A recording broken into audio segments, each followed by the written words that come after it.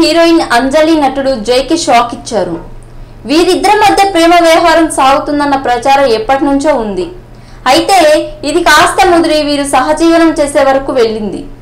వీరిద్దరూ ఎప్పటి నుంచో సహజీవనం చేస్తున్నారన్న ప్రచారం ఇండస్ట్రీ వార్తల్లో ఉన్న సంగతి తెలిసిందే.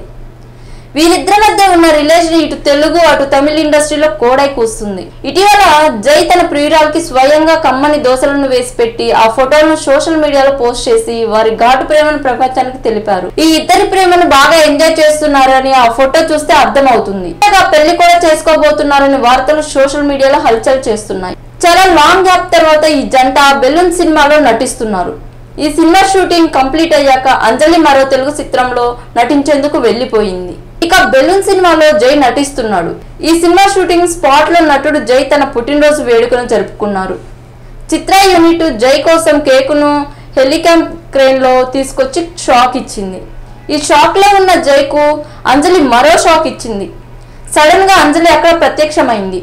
తను జైతో సన్నిహితంగా ఉన్న ఫోటోను ట్విట్టర్ లో పోస్ట్ చేసి, మై డియర్ జైకు పుట్టినరోజు శుభాకాంక్షలు, మీ మనోభావాలను నెరవేరాలని ఆకాంక్షిస్తున్నాను, ఎప్పటిలానే ప్రేమ కలిగిన వారిగానే ఉండడం అని పేర్కొంది. ఈ జంట వ్యవహారం చూస్తుంటే త్వరలోనే పెళ్లిపీటలెక్కేలా ఉంది.